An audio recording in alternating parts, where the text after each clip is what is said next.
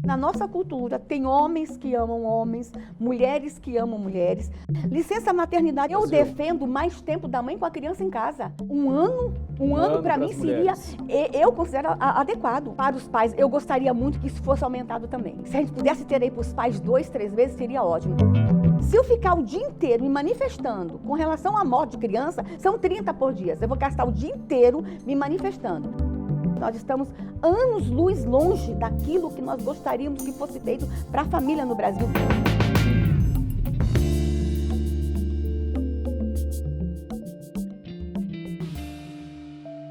Olá, estamos aqui no estúdio Folha UOL para entrevistar a ministra da Mulher, da Família e dos Direitos Humanos, Damares Alves. Muito obrigado, ministra, por ter aceitado o convite. Uma alegria estar com vocês aqui.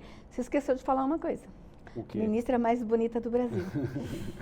Eu sou o repórter Gustavo Uribe, da Folha de São Paulo, e aqui ao meu lado está a repórter do UOL, Constança Rezende. Ministra, para começar, eu queria tratar de um tema que tem causado uma comoção nacional. A senhora é uma das maiores críticas à violência contra as crianças, mas, estranhamente, não se posicionou sobre a morte da menina Agatha Félix, de 8 anos. Por quê? Eu estava pronta para me pronunciar. Na verdade, assim, eu tenho feito manifestação em diversos episódios que envolvem violência contra a criança. 30 crianças são assassinadas por dia no Brasil. Essa marca precisa deixar de existir no Brasil. Chega de violência contra a criança. No caso específico da menina Agatha, e que eu, inclusive, chorei muito quando assisti o vídeo do avô, me emocionei demais. Eu só não me pronunciei, estava tudo pronto, aí comecei a tuitar, quando eu vi que estava usando esse episódio para um embate político desnecessário. Não respeitaram a dor da família, não respeitaram a dor daquele avô, e eu acho ridículo fazer esse debate, esse embate, essa confusão política em cima da morte de uma menina. Foi uma criança linda. Mas a senhora não acha que foi um pouco de insensibilidade do governo? Porque a gente está falando de familiares, a gente está falando de embate político. E a senhora nem o presidente Bolsonaro se posicionaram lamentando para a família. Foi um erro. Olha, veja só, a minha posição com relação à violência contra a criança, ela é manifesta o tempo todo. Essa é a minha vida. Eu sou uma sobrevivente de violência na infância. Todo mundo conhece a minha posição, todo mundo sabe da minha indignação. Eu não me posicionei exatamente por isso. Vou visitar a família, vou estar com a família. Já estou procurando esse momento de estar com a família. E não quero holofotes, não quero que ninguém fotografe, não vou nem dizer o dia que eu vou lá, eu vou abraçar essa família. E nós precisamos saber o que essa família está precisando agora. É isso, eu não vejo nos embates ninguém falando o que a família está precisando. Quem foi lá abraçar essa família? Eu vejo artistas na rua com placas, todo mundo se manifestando por causa de um problema que aconteceu, mas a crítica é a polícia. Eu não estou vendo ninguém preocupado com essa família. A minha preocupação é com a família. Mas o com governo esta não poderia família, ter se posicionado pela família? Porque não houve, o governo ficou calado. Veja só, a cobrança conosco é quando o episódio supostamente foi feito por um policial. Não sei se a perícia já saiu. E os episódios todos os dias do crime, eu não vou me manifestar? Se eu ficar o dia inteiro me manifestando com relação à morte de criança, são 30 por dia. Eu vou gastar o dia inteiro me manifestando. Então, o que eu resolvi fazer com relação a Agatha, a Juan e a qualquer outro episódio com criança? Trabalhar muito para que a violência contra a criança no Brasil seja erradicada. O presidente Jair Bolsonaro deveria visitar também a família da Agatha? Olha, não só a Agatha. Nós deveríamos visitar todas as famílias que perdem uma criança no Brasil. Mas a gente não tem condições de fazer isso, são muitas. São 30 assassinadas e as que são mortas por falta de assistência médica. E as que são mortas em áreas indígenas, porque são enterradas vivas em nome de cultura. Essa é uma nação que, infelizmente, gente, a violência contra a criança nos envergonha. Sangue de inocentes são derramados todos os dias. Sacrifício de crianças acontece nesse país e as crianças que desaparecem. Então, assim, que bom que esse episódio sacudiu o Brasil. Mas não foi só a Agatha, são muitas que estão morrendo no Brasil. Mas nesse caso, a suspeita é que o próprio Estado pode ter sido o causador dessa morte. Não é diferente do que os outros casos das indígenas? Veja só, nós estamos esperando, eu acho também precipitado, a gente está falando que o Estado é culpado. Vamos esperar. É uma suspeita É uma suspeita. Vamos esperar Vamos esperar o resultado das investigações.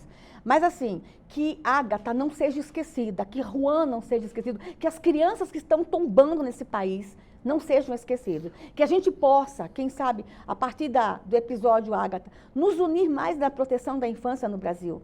Nos unir mais em defesa desses pequenos, que morrem todos os dias no Brasil. A senhora vai visitá-la, a família dela. A senhora vai convidar o presidente Jair Bolsonaro para visitar a família da Ágata? Vou convidar sim, vou falar com ele sim, vou convidar. A senhora acharia que ele tem de ir?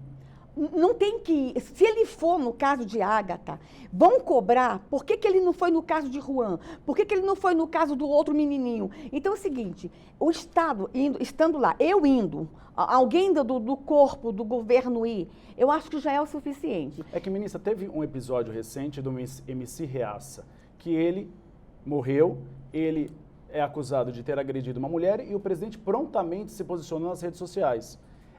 É estranho que ele não se pronuncie nesse momento que você tem a dor de uma família. Vocês já perguntaram a ele por que ele não fez isso? Não seria exatamente por o mesmo motivo que eu não me posicionei, porque se estabeleceu nesse caso, gente, uma guerra ideológica. Não vamos fomentar mais essa guerra, vamos chorar. Eu acho que a gente tem que chorar, se prostrar nessa nação, pedir perdão a Deus pelos pecados dessa nação. E um dos pecados, gente, é a morte de criança. Mas só chorar não resolve o problema da violência contra as crianças. Vamos cuidar da família. Vamos que política pode ser adotada para proteger essas crianças nessas áreas de conflito? Veja só, o presidente Bolsonaro, ele se elegeu com um discurso muito forte no combate à violência. No combate à violência contra a criança, a violência contra a mulher, violência contra os indígenas, a violência como um todo. O pacote anticrime está aí, gente. É uma proposta espetacular do governo para o enfrentamento à violência. Nosso ministério tem trabalhado muito nas questões da infância. Nós estamos apresentando excelentes propostas para o enfrentamento à violência. Nós estamos entregando para o Brasil agora um Disque 100 que funciona, que não funcionava. Nesse pacote tem a questão do excludente de licitude. A senhora considera que é uma medida polêmica, deve ser reavaliada? Ela é polêmica, mas eu sou a favor da medida. Mas não pode dar um aval para que policiais cometam crimes? Não. Eu acredito que não. Gente, por que nós temos que dizer que nossos policiais são irresponsáveis o tempo todo? Mas há muitas mortes causadas por policiais no Brasil. Muito mais pelos bandidos. Nós estamos numa guerra contra o crime. Do jeito que está, não pode ficar. Se vocês me derem uma outra alternativa, está todo mundo aí muito preocupado, mas me dê uma outra alternativa. Se vocês me provarem que eu sentar numa roda de conversa com um bandido, eu vou convencê-lo a não cometer mais o crime, a gente para tudo. Mas, ministro, os policiais não poderiam ser melhor preparados, ter um trabalho de inteligência? Porque no caso da Ágata, se foi realmente um policial, não tem como provar, ainda está sendo feita toda a perícia, teria sido um problema, na verdade, de preparação das polícias no Brasil. Sim, essa é uma grande proposta, está aí, você apresentou uma grande proposta. Preparar melhor os nossos policiais, investir mais no salário dos policiais, investir mais na força de segurança. Essa é uma excelente proposta, essa sim, eu compactuo com você e a gente vai trabalhar muito por isso. Agora, o pacote anticrime que está lá no Congresso Nacional, eu sou a favor. E olha, uma ministra de Direitos Humanos falando isso, é porque o maior e o mais importante de todos os direitos humanos é o direito à vida, que está sendo violada todo dia por causa do crime no Brasil. Ministra, recentemente, um outro tema polêmico no Rio de Janeiro foi quando o prefeito Marcelo Crivella entrou na justiça e conseguiu, censurar a venda de uma história em quadrinhos na Bienal do Livro que apresentava um casal homossexual se beijando. Depois a decisão acabou sendo reformada. Você achou que essa decisão foi razoável? Se um conteúdo desse tipo viesse parar aqui ou na pasta, a senhora também adotaria a mesma medida? O que esse episódio específico eu não acompanhei. Eu estava fora do Brasil, estava na Hungria, num grande evento sobre família. Eu não acompanhei esse episódio, ouvi assim, matérias de longe, não quis mergulhar nesse episódio, porque eu estava extremamente ocupada com outras coisas. Agora, você perguntou se acontecesse aqui. O que eu não entendi ainda sobre esse episódio, e juro para você, eu não tive tempo de me debruçar sobre esse episódio, lendo manchetes aqui e outra ali, esse material estava destinado a criança, parece que não estava destinado a criança, estava destinado a adulto, e houve uma confusão que estava destinado a criança. Não conheço o conteúdo, não vi, não sei se era só um beijo gay. Era um beijo entre dois homens. Em desenho. Por exemplo, era só isso. E aí o prefeito tentou censurar essa publicação. Eu não vou me posicionar com relação a esse episódio. Agora, se foi... Mas a senhora defende a censura nesse caso? Não defendo, porque se o material era para adulto, não era para criança, e se o pai quiser comprar e dar para a criança, a criança pertence à família. Se a família acha que deve dar, a família dá. Então a senhora acha que o prefeito cometeu um erro nesse caso? Não sei se ele cometeu um erro, porque eu não conheço o conteúdo desse material. É um beijo. É só um beijo? Eu acho que a gente poderia conversar com o prefeito sobre isso. Mas não vou dizer que ele cometeu um erro. Não vou dizer. Se fosse um beijo de um casal heterossexual, teria que haver essa questão da idade mínima para comprar? Não teria, porque nos livros de contos de fada, o príncipe beija a princesa. Não. O que acontece com relação ao beijo gay? Ainda temos no Brasil uma sociedade muito conservadora. Os pais querem falar sobre isso com seus filhos. E às vezes os pais são surpreendidos que alguém fala antes. Deixa eu contar para vocês um episódio. Mas, tem diferença entre um beijo heterossexual e homossexual? As famílias querem falar sobre isso com as crianças. Deixa eu falar para vocês, deixa eu usar o meu exemplo, para vocês entenderem bem claramente quando eu falo que a família que decide a hora de mostrar ou não para uma criança. No meu caso, eu sou mãe de uma criança indígena. Na cultura da minha filha, eles não aceitam a homossexualidade. Tá? Nós temos algumas culturas indígenas no Brasil que não aceitam. E aqui a gente pode até fazer uma discussão depois sobre isso. A minha filha nunca tinha ouvido falar sobre gay, sobre a homossexualidade. E quando ela veio morar conosco, nós estávamos nos preparando para conversar com ela sobre isso. Eu e meu esposo, a gente estava trabalhando de uma forma muito bonita. Nós iríamos falar para ela que na nossa cultura tem homens que amam homens, mulheres que amam mulheres. Nós iríamos introduzir esse assunto de uma forma muito pedagógica e muito madura com ela. Inclusive, a melhor amiguinha dela, a menina que ela passava o final de semana em casa, as mães eram lésbicas. Um casal assim que me ajudou muito no primeiro momento na criação da Lulu, porque a Lulu chega com um conflito de cultura. E a gente estava tentando preparar a Lulu para falar sobre aquilo. A Lulu tinha apenas 7 anos de idade, na escola. E quando ela chega na escola, ela é surpreendida com uma cartilha indevida, que não podia ter sido mostrado para nenhuma criança. E ela chegou em casa apavorada. Mãe, uma coisa, o que é, filha? Homem na cama com homem. Foi dessa forma que ela viu a cartilha. E estava na escola. Eu fui ver a cartilha. Eu me senti usurpada naquele momento, como mãe. Era eu que queria trabalhar aquilo com a minha filha. Ela estava há menos de 6 meses em casa, estava trabalhando tudo isso com ela. E às vezes eu entendo que tem famílias que a família quer falar com a criança sobre isso. Então a senhora acha que a diversidade sexual não tem que ser abordada na sala de aula, tem que ser abordada em casa? Veja só, a família tem o direito de falar sobre isso com seus filhos. O que aconteceu no Brasil é que, antes da família começar a falar, nós começamos a ver material em escolas no Brasil para crianças de 2, 3 anos de idade. Mas é que tem muitas famílias que não vão falar sobre esse assunto porque o preconceito está nos pais. E ao mesmo tempo você vê nas ruas os casais gays, veja só, deixa eu uma coisa para vocês. Vou dizer uma coisa para vocês. Espera aí. É uma questão de diversidade, de respeito, não é uma vocês estão questão generalizando. Vocês estão dizendo que são muitas famílias. Não são tantas famílias que têm preconceito assim, não, gente. O Brasil é o país que mais mata LGBT, ministra. Quem apresenta esses números? Os institutos? Que institutos? As entidades, vamos questionar as fontes sobre isso? Vamos começar a trabalhar números de verdade?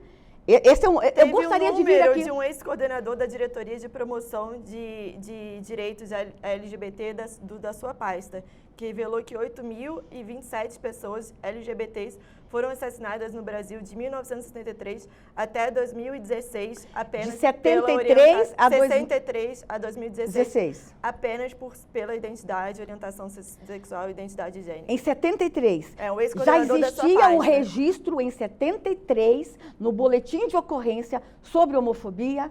Peraí. Existe violência contra gay no Brasil, gente, existe. Existe preconceito, existe. Mas cuidado com os números. Nós agora estamos entregando para o Brasil uma verdadeira ouvidoria de direitos humanos. Agora a gente vai ter um recorte de verdade. Em 73, os crimes não eram registrados. Você morreu por homofobia. Nem se falava disso em 73, 63, 83. Então vamos ter muito cuidado. Por ano morrem no Brasil 61 mil pessoas, são assassinadas no Brasil. O público gay é muito grande no Brasil. Então é só para assassinar hétero. Vamos ter cuidado com isso. Vamos ter cuidado com os números. Mas uma questão é assassinar por ser gay ou simplesmente por assassinar por crime? Veja só, aí que está. Esse recorte. Morreram 8 mil gays. Os 8 mil gays foram assassinados por motivação de gênero. Vamos questionar muito isso, gente. Todos os gays que morreram foram assassinados por crime de ódio. Eu gostaria... Olha, eu vou dizer uma coisa.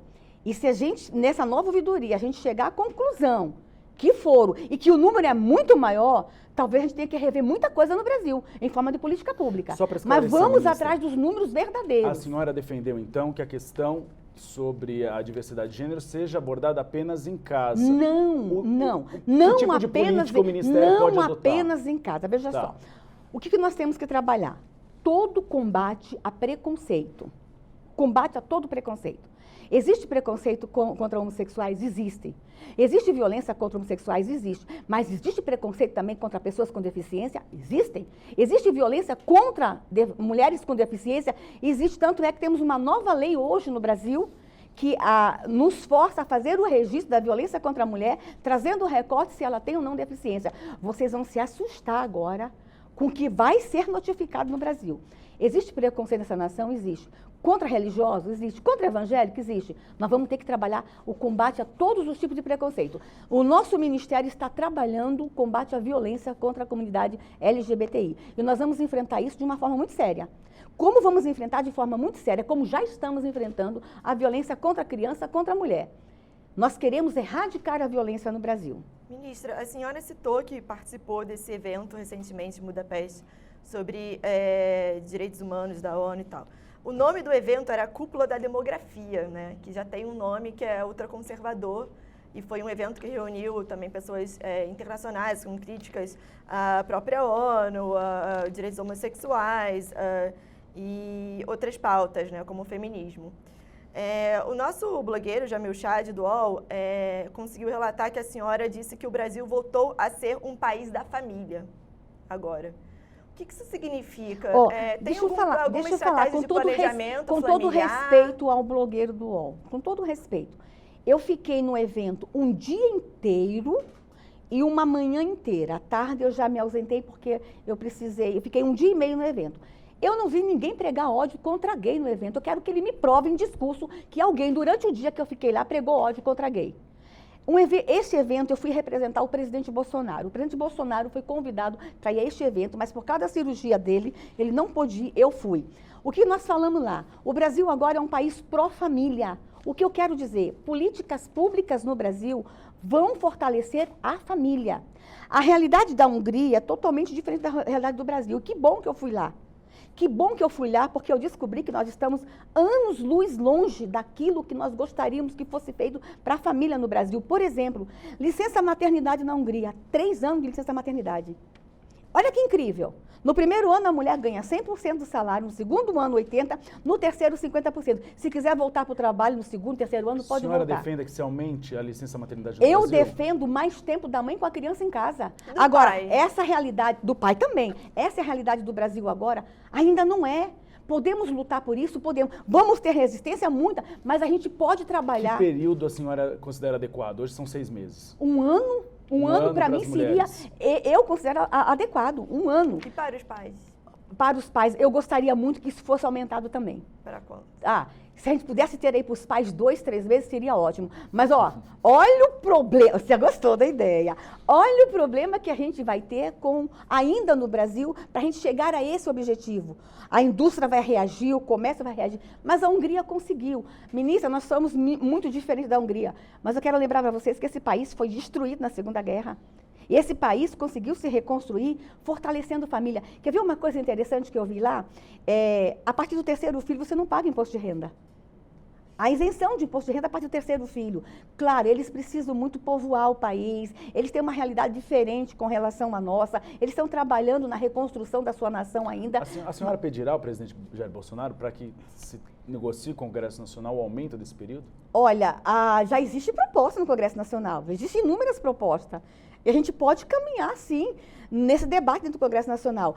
E é isso que eu quero falar. O Brasil Nós estamos trabalhando políticas públicas de fortalecimento de família. Foi isso que eu quis dizer. Por exemplo, a amamentação. A mulher volta do período da licença maternidade, mas ela continua amamentando. Será que a gente não pode permitir essa mulher sair 1 hora mais cedo? Já estamos trabalhando essa proposta. Então, o que eu quis dizer? Nós vamos trabalhar muito fortalecimento de família. O discurso está muito claro lá. Agora é uma nação que vai trabalhar políticas públicas voltadas para a família. Porque até então, nossas políticas públicas no Brasil eram construídas sem o recorte da família.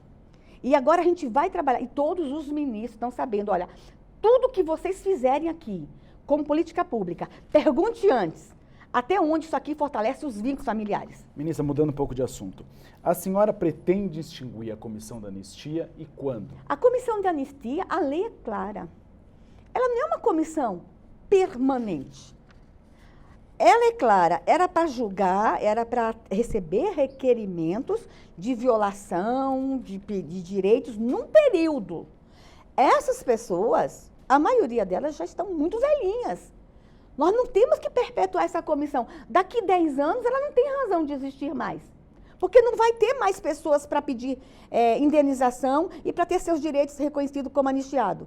Está acabando, os requerimentos estão acabando. Então, nós vamos receber os requerimentos até um certo período, nós não estabelecemos um prazo, nós estabelecemos regras muito claras, porque estava entrando muito requerimento, que era ação trabalhista e não era pedido de requerimento de anistia. Havia uma grande confusão, então nós estabelecemos critérios. Muitos dizem o seguinte, que eles não sabiam que tinham direitos e descobrem depois, e por isso eles fazem a solicitação tardia. Mas veja só, a comissão já existe há alguns anos, e inúmeras campanhas estão aí acontecendo. Eu entendo que daqui a 10 anos, muitos não vão existir mais. Vai ser indenização reflexa, indenização para netos.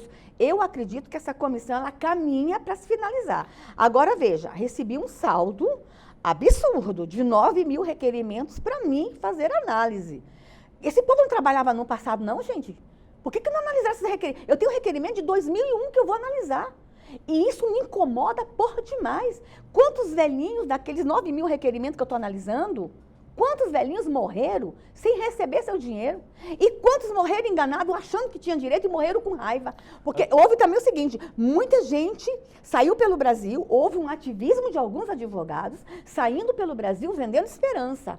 E é muito triste para mim, às vezes chega lá um requerente de bengalinha com 90 anos, acreditando, porque venderam a eles uma falsa esperança que eles iam receber um dinheirinho. A senhora afirmou que está caminhando para um término. Sim. Quando a senhora acha que deve parar de receber novos requerimentos? Eu acho que mais, no máximo, 3 anos já acabou esses requerimentos. Então a senhora diz que até o final desse mandato do governo Bolsonaro, a comissão de anistia deve não receber mais requerimentos e acabar. Nós já estabelecemos critérios. Os critérios de recebimento dos requerimentos estão bem estabelecidos. Tá. É possível que seja antes, ou é possível que seja bem depois.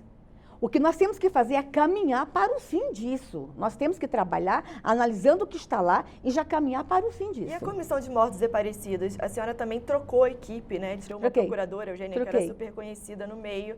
E, inclusive, teve uma decisão judicial também para a senhora reintegrar alguns membros, né, que tinham sido. Sim. Como é que está essa questão da Comissão de Mortos Eu Desaparecidos? troquei Mudou o paradigma? Não, eu troquei exatamente pelo mesmo critério. Agilidade e entrega de resultado. A Comissão de Mortos Desaparecidos hoje, qual é o maior trabalho dela hoje? Análise das ossadas da Vale de Perus. Meu Deus, isso vai até quando? O que a gente quer é dar resposta. Gente, olha, a sociedade está precisando de resposta. As famílias dos desaparecidos precisam de resposta. Não dá mais para a gente ficar prorrogando essas respostas. O que eu percebi, os 6 primeiros meses ficaram comigo, eu não vi aquilo caminhar. Eu não via respostas ali. Então, eu precisava que isso caminhasse mais rápido. Mudei, buscando agilidade na análise das ossadas. Já entregar para as famílias é ou não é do desaparecido. Temos que lembrar que a gente tem mais de 1.300 ossadas lá e apenas 40 famílias ofereceram o DNA para fazer análise. Já que a senhora falou que está atrasado, tem algum prazo que a senhora está dando para esse seu trabalho? Já estou pedindo para a nova comissão urgência. Vamos fazer as análises urgentes. E outra coisa, gente, que aqui eu quero trazer essa outra visão de direitos humanos que no Brasil estava tão esquecido. Se essas ossadas não pertencem a essas 40 famílias que entregaram o seu DNA para análise, essas ossadas pertenceram a alguém. Eu tenho que sepultar essas ossadas. Nós temos que ter respeito aos mortos no Brasil. Tá lá essas ossadas há quanto tempo? Eu vou ficar usando esqueleto há quanto tempo no Brasil?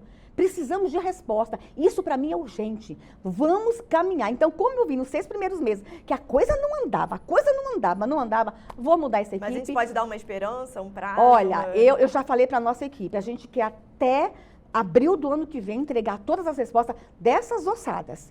E depois a gente rever, depois a gente rever o caminhamento da comissão. Como é que essa comissão vai caminhar depois? O nome da comissão, ele é uma comissão de mortos e desaparecidos. É possível que a gente continue com essa comissão, com mortos e desaparecidos, agora. Nós estamos com muita gente desaparecendo todo dia no Brasil.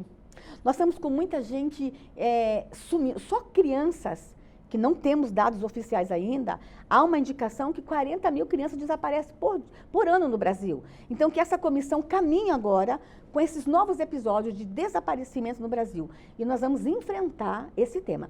Esse tema tem sido prioridade no nosso ministério. Gente, não dá para a gente dizer que some 40 mil crianças e que 14 mil nunca são achadas e que as campanhas para encontrar essas crianças no Brasil ainda é uma foto atrás de uma conta de água e luz. Nós estamos trazendo agora aplicativos de tecnologia para fazer o enfrentamento ao desaparecimento de crianças, adolescentes e de adultos também. Que aplicativo seria esse? Veja só, hoje no Brasil, quando uma criança desaparece, algumas horas depois que a polícia começa a investigar.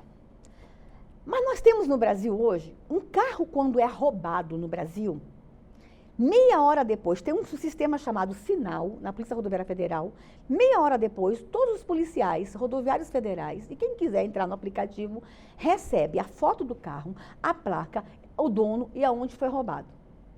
Isso tem ajudado a recuperar muitos carros no Brasil. Peraí. Porque quando uma criança desaparece no Brasil, meia hora depois, todos os policiais não recebem o nome da criança, a idade onde ela desapareceu. É assim no Canadá. No Canadá, meia hora depois que uma criança desaparece, todo mundo recebe, inclusive a população recebe no seu telefone um alerta. Tal bairro, tal rua, subiu uma criança e a foto da criança. Então, nós temos que trazer para o Brasil tecnologias para a gente achar essas crianças. Procurar uma criança 70 horas depois, a criança já saiu do Brasil, gente. Ministra, falando ainda sobre crianças. Nós vamos enfrentar isso com muita firmeza. A senhora defende, então, esse combate à violência contra as crianças. Sim. Eu gostaria de entender, então, por que foi esvaziado na gestão da senhora o Conselho Nacional dos Direitos da Criança e do Adolescente? Exatamente para combater a violência contra a criança. Mas foi esvaziado. Você conhece a atual composição? Vocês diminuíram o número? Veja só. As reuniões antes eram trimestrais, viraram mensais. Bora falar sobre isso. Adianta eu ter um CONANDA desse tamanho no Brasil e lá na base, lá no município, eu não ter os conselhos fortalecidos? Muitos municípios no Brasil não têm o Conselho de Direitos das Crianças e Adolescentes. O presidente Bolsonaro veio com a seguinte forma de governar, a forma extraordinária de governar Bolsonaro. Mais Brasil, menos Brasília. Nós tínhamos um CONANDA, a CUT tinha cadeira no CONANDA, nós tínhamos instituições que não tem nada a ver com criança com cadeira no CONANDA. Nós fizemos o seguinte, nós enxugamos o CONANDA, trouxemos para um número menor e nós estamos estabelecendo o critério, pessoas, instituições que trabalham com a infância. Tudo bem, respeito à CUT, mas o know-how da CUT é o trabalhador.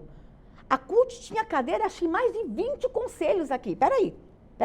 Aí eu ocupo a cadeira do CONANDA com a CUT e eu tenho instituição séria lá no interior do Nordeste, fazendo um trabalho de recuperação de vidas, fazendo um trabalho de acolhimento de criança e não tem uma cadeira no CONANDA. Mas não prejudica o órgão vocês transformarem de trimestrais, de mensais para trimestrais? Para trimestrais. Você já foi numa reunião do CONANDA mensal? Você acha que os conselhos precisam se reunir mensalmente no Brasil? Nós temos tecnologia. Outra coisa, isso não quer dizer que as câmaras e as comissões do CONANDA não estão se reunindo toda semana. A reunião mensal que a gente botou para trimestral, mas o CONANDA tem o instrumento de comissões, de câmara, de grupos de trabalho. Esses grupos de trabalho vão continuar trabalhando. O que nós queremos fazer? Fortalecer o CONANDA com instituições de verdade que trabalham com a infância, mas o mais importante, gente, nós temos que ter um Conselho Estadual de Direitos das Crianças fortalecido e os conselhos municipais. Chega de concentrar tudo em Brasília. É mais Brasil mesmo. E eu estou andando para essa nação. Gente, eu estou indo aos municípios pedindo, por favor, prefeito, fortaleça o Conselho Municipal. É lá na ponta que acontece a violência contra a criança. Falando sobre aí é o seguinte, uma outra coisa que a gente veio trazer também, a reunião de forma virtual. Uma reunião em videoconferência. É muito cara a reunião de conselho, gente. Eu chego a gastar R$100 mil numa reunião de conselho. Eu tenho 11 conselhos no Ministério. Se todos os conselhos quiserem se reunir por mês, e eu tiver um gasto de 100, 70 e 100 mil reais, eu vou gastar só com reunião R$1 milhão por mês. Então, o que a gente está fazendo? É um tempo da tecnologia. Os outros conselhos empresariais se reúnem de forma de videoconferência. Por que o nosso Conselho de Direitos não pode? O único conselho que eu acho que não deve se reunir virtualmente é o CONAD, que é o Conselho da Pessoa com Deficiência, por causa da dificuldade tecnológica, e o Conselho Indígena, porque nas aldeias não tem tecnologia. Mas os demais conselhos dá para trabalhar de forma mais... Olha, o que a gente quer? Que os conselhos atuem de uma forma mais dinâmica. Outra medida polêmica da gestão da senhora é quando a senhora orientou os conselhos tutelares a não registrarem como evasão escolar crianças educadas em casa, você a questão leu, do homeschooling. Não fui eu, foi a nossa secretaria e você leu a notificação. A senhora é ministra. Peraí, você leu a notificação? Ou você está falando o que você leu que estava na notificação? Na notificação que estava dizendo para os conselhos tutelares, está em debate em Brasília, e quando a notificação saiu, estaria entrando no Congresso Nacional uma medida provisória. Depois, o governo brasileiro não apresenta a medida provisória, apresenta um projeto de lei. Isso. E havia uma promessa que seria aprovada em caráter de urgência, mas por causa do debate da reforma, não se ganhou o regime de urgência. Mas no primeiro momento foi garantido o regime de urgência. Não apresenta a MP, então, mas vocês se apressaram um pouco. Não. A orientação é o seguinte. Era melhor ter esperado não, peraí. aprovação. Por favor, olha o que está lá. Lá não está dizendo para não registrar. No caso de ensino domiciliar, faça o registro e, caso a caso, investigue junto com o Ministério Público. O problema é que o homeschooling ainda não foi aprovado, ministra. Vamos fazer uma orientação de algo que ainda está em tramitação. Peraí. Nós não dizemos para eles não notificarem. Notifique e converse com o Ministério Público. No momento que essa carta chegou lá, já podia ter sido aprovada a lei. Não houve nenhuma orientação de que não puna, de que não fiscalize. E o que nós falamos, uma atenção especial ao ensino domiciliar, porque quando se estiver investigando, já pode ter sido uma lei aprovada. Essa foi a orientação. Não foi dizer não notifique. Tanto é que as notificações acontecem. As notificações estão acontecendo todos os dias. Nenhum conselheiro tutelar deixou de notificar. Leia a nossa carta, gente, por favor. Leia o que a gente está escrevendo. Eu queria voltar às pautas polêmicas, né, do governo. Recentemente, o presidente Jair Bolsonaro se dirigiu com ofensas às duas mulheres do cenário internacional.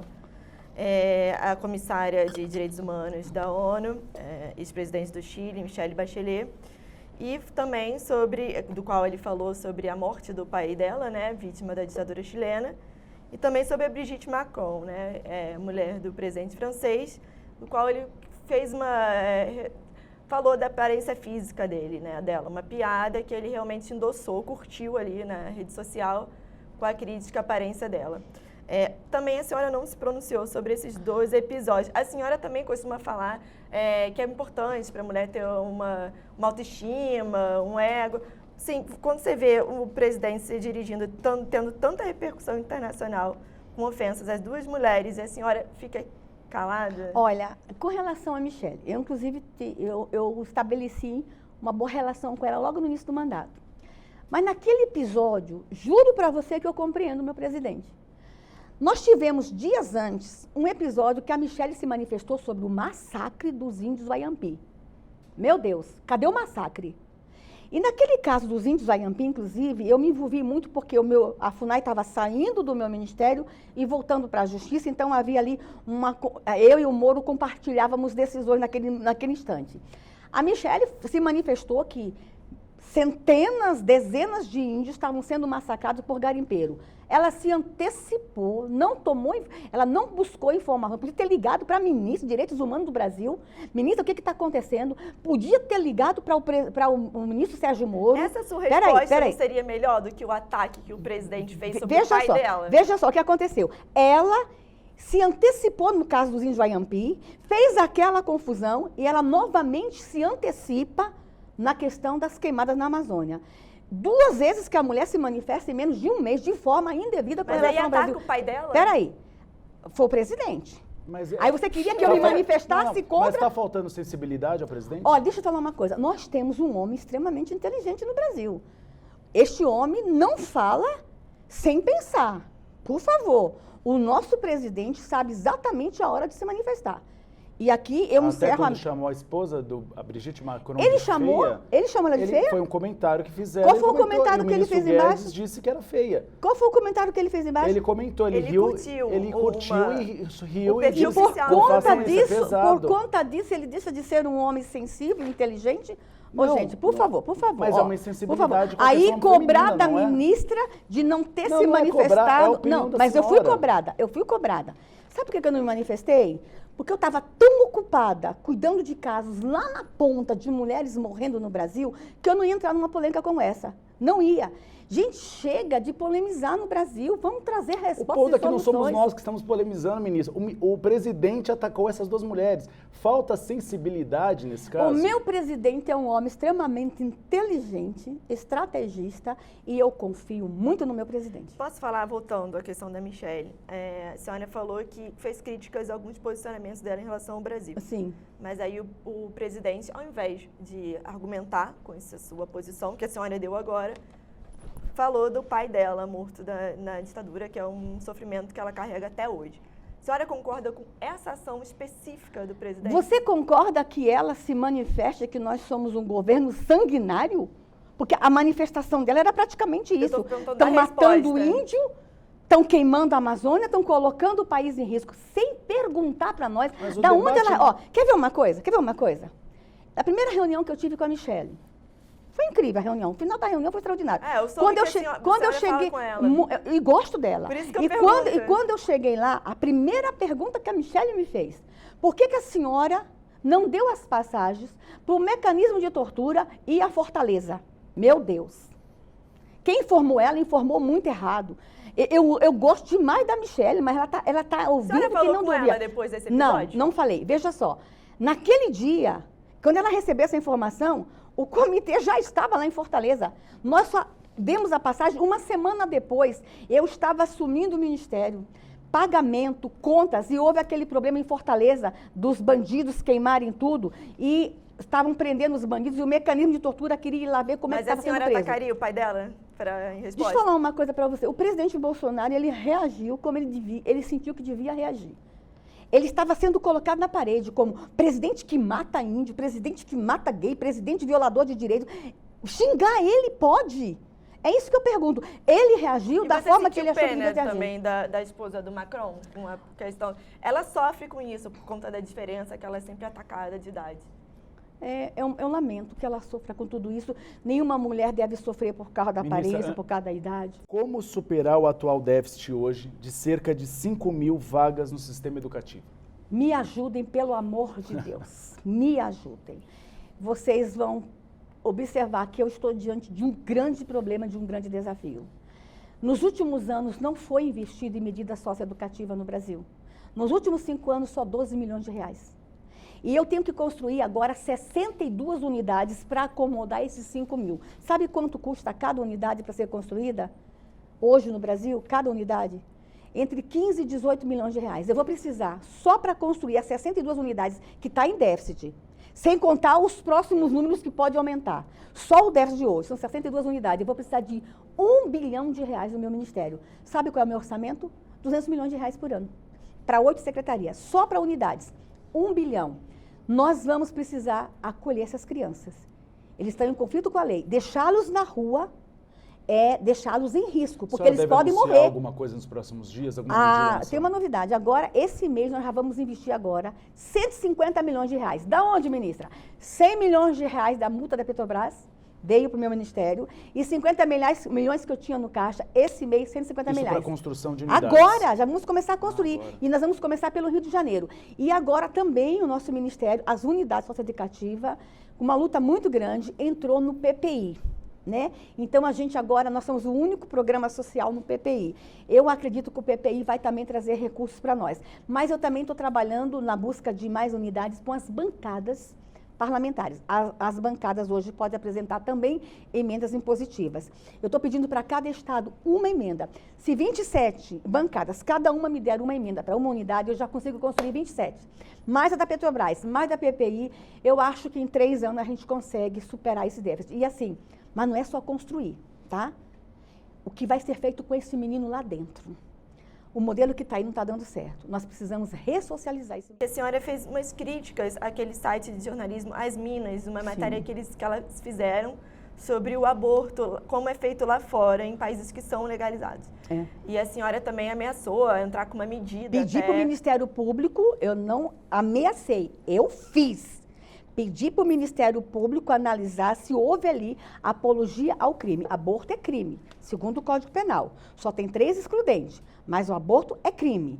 E a forma como a matéria foi escrita, botar o misoprostol na boca, na bochecha, segurar, engolir. Meninas podiam ser levadas a usar o misoprostol, a usar o Citotec de forma indevida. A minha preocupação ali é, houve apologia ao aborto, ao crime. Segundo, estão ensinando meninas a usar o Citotec de forma indevida? Será que mulheres não podiam, a partir daquela matéria, ler e começar a usar o Citotec, que é um remédio usado para o aborto? Ele é tão perigoso que ele causa o aborto. Vamos lembrar que o Citotec não foi criado só para aborto. Mas ele é tão perigoso que ele provoca o aborto. Será que usar o remédio de forma indevida não traz problema ao corpo da mulher? A minha preocupação ali é, quem lê essa matéria não vai sair por aí comprando Citotec e começar a usar de forma indevida? Será que qual é o limite dessa apologia ao crime da liberdade de imprensa? Porque elas não estavam dando um manual, elas estavam explicando como é que era feito. Você leu a matéria? Fora, ali. Colocar o remedinho na boca, botar na bochecha e engolir. Se aquela revista tivesse escrito sobre automutilação e dito que se a criança se cortar, sim, nem posso mostrar. Se a criança se cortar de um jeito, não morre, eu também entraria com o mesmo pedido ao Ministério Público. Houve aí uma incitação, houve aí um ensino à criança como se cortar. Deixa eu falar uma coisa para você, eu tenho que proteger meninas e meninos nesse Brasil. Eu tenho que proteger mulher.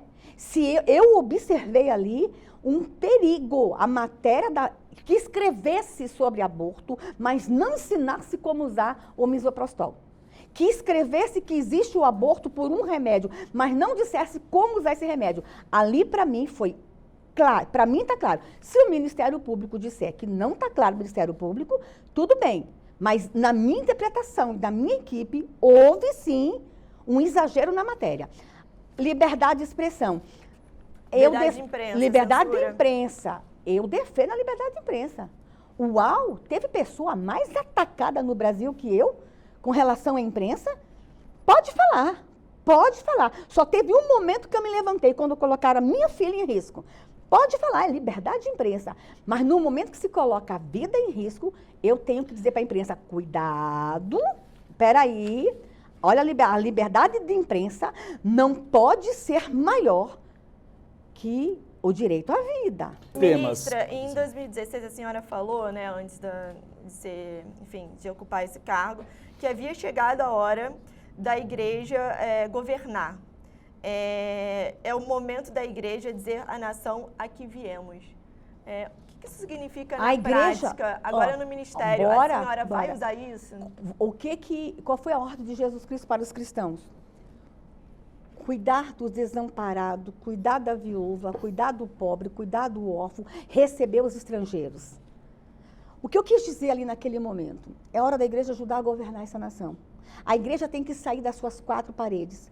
Nós temos templos milionários no Brasil. Nós temos igrejas ricas no Brasil. É hora da igreja vir ajudar os problemas sociais. Por exemplo, agora, na interiorização dos venezuelanos. Eu vou usar a igreja. Eu quero que a igreja mostre que veio. Está pregando amor? Desculpa, eu posso falar que eu sou pastora. Então, a crítica ao meu segmento eu posso fazer. Eu tenho legitimidade para isso. Eu quero que a igreja mostre agora que ela ama de verdade. Nós temos que interiorizar os venezuelanos no Brasil. Eu estou pedindo para cada igreja brasileira. Nós temos denominações, não vou citar nomes, que apenas uma denominação no Brasil tem 30 mil igrejas. Se apenas essa denominação trouxer um venezuelano para a sua cidade, de cuidar dele, arranjar um emprego, pagar o aluguel até ele se estabelecer, nós vamos tirar 30 mil venezuelanos que estão lá em Roraima precisando ser interiorizados. É isso que eu quis dizer naquela época. Mas isso seria feito de que forma? Pagando as igrejas? Não. As igrejas assumirem essa responsabilidade. Você quer que eu dou exemplo? Mas por meio de um contrato com o governo. Nós temos uma igreja em Foz do Iguaçu, Balneário de Camboriú, que de uma única vez o pastor levou 280 venezuelanos. Mas antes de levar, ele arranjou emprego por 280, arranjou lugar para morar, moradia, e ele leva para lá. Está cuidando deles. Estão todos trabalhando, porque lá a indústria da confecção está precisando de mão de obra. Ele levou. Então, o que eu quero fazer? O mesmo exemplo dessa igreja. Cada igreja no Brasil levar uma família, tem todo um pacto com o projeto, a Operação Acolhida. Você vai levar aqui família, o nome, endereço, tal, e vai colocar onde? Tudo isso está muito bem instrumentalizado. Isso gratuitamente. A igreja levar gratuitamente. E a igreja cuidar, é isso que eu quis dizer. Vem, igreja, mostra que vem, estão pregando amor, então vamos amar de verdade. Ó, e vou dizer uma coisa para ti. E dentro do meu segmento, eu era tido como uma pastora polêmica, porque eu fazia o confronto com a minha igreja. Por quê? Exatamente por isso. Sai das quatro paredes, igreja. Exatamente por isso. Vamos cuidar de criança. Tem criança sem creche no Brasil, por que a igreja não oferece uma creche? A igreja, então, pode ser um instrumento para ajudar resolver muito, o problema. Para ajudar. A igreja pode. Do refúgio. Refúgio, creche. Quer ver uma coisa? Você quer ver uma coisa? O maior problema que eu tenho ali na Secretaria da Mulher hoje, os municípios todos estão precisando de casa-abrigo. A mulher sofre violência, recebe uma medida protetiva, tira a mulher da casa para protegê-la. Vai colocar onde? Os municípios não têm lares-abrigo. Aí eu estou conversando com as igrejas. Peraí, igreja, toda igreja tem lá uma salinha de escola dominical que só funciona no domingo. A igreja não podia ser parceira do município, oferecer essa instalação, deixar um quarto reservado para que o Estado, o município, pudesse mandar essa mulher para ser protegida lá na igreja? Mas eles têm estrutura para isso? Os pastores ou recursos? Tem o prédio, tem o povo da igreja, e o Estado pode entrar em parceria. Ministra, mas aí não se corre o risco de não respeitar a liberdade religiosa desses venezuelanos? Peraí, ninguém está indo para a igreja. Ninguém. Não há nenhum pedido para o venezuelano ir para a igreja. O que a igreja tem que vir é num pedido de socorro agora. É ajudar, é acolher. Então, assim, as igrejas têm muitos empresários, gente. Convencer os empresários da igreja a dar emprego para venezuelano. Falando um pouquinho do tema religioso. O termo terrivelmente evangélico, o presidente atribui à senhora, para tratar em relação ao STF, nesse momento. A senhora não acha que a religião do indicado não deveria ser uma condição irrelevante para ele exercer o cargo? Com certeza. E as críticas a quem ocupa o cargo público também tem que estar isento da sua religião. A maioria da perseguição que eu recebi nessa nação é porque eu sou pastora. Por que uma pastora pode ser ministra de Direitos Humanos? Gente, olha, no meu caso, o que houve foi uma perseguição religiosa. Religião não pode estar aí nesse embate dessa forma, não.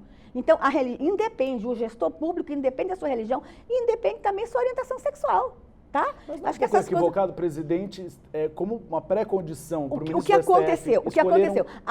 Uma pessoa evangélica? Veja só, o que aconteceu aí? O segmento evangélico sempre achou que precisaria de um representante no STF. Foi o segmento que falou, nós queremos um representante lá. Foi o segmento que pediu, e esse segmento votou nele, e ele conversou com o segmento, tudo bem, mas eu posso escolher. Não é que nem político que representa não alguém. Não é, mas ele se comprometeu. O ministro não pode representar segmento que nem na política. Mas o segmento pediu, e o presidente tem diálogo com o segmento, entendeu? E o presidente falou agora, terrivelmente... Tem que ser imparcial? Agora falando, terrivelmente cristã. Eu usei essa frase, porque eu fui vista como uma mulher terrível por ser cristã. Era uma ironia. Eu falo isso de uma forma muito irônica. Você é terrivelmente cristã. Me chamaram de cristã. Me xingaram de cristã. Como ser cristã fosse uma coisa terrível. Então eu falo, sou terrivelmente cristã. O que se espera de um ministro do STF não é justamente a neutralidade em relação a essas questões pessoais? Neutralidade, imparcialidade e mais do que isso, notório saber jurídico. E o homem que foi escolhido agora, você viu o currículo dele? Não conheço ele pessoalmente, nunca estive com ele, mas li a biografia. Tenho notório saber jurídico. O senhor acha que ele vai lutar por causas da igreja ou pauta de comportamento? Meu Deus, um procurador-geral da República tem tanta coisa para fazer, gente. Ministra, o maior embate nosso nessa nação agora é a corrupção. Ele vai ter muito trabalho para combater a corrupção. Ele deu uma indicação de que pode fazer mudanças na questão da Lava Jato. Preocupou a senhora? Não. ele me pareceu um homem muito ético. E vou dizer uma coisa, gente, nós temos um presidente contra a corrupção. Nós temos um homem que se elegeu com a pauta anticorrupção. Um homem que a vida inteira lutou contra a corrupção.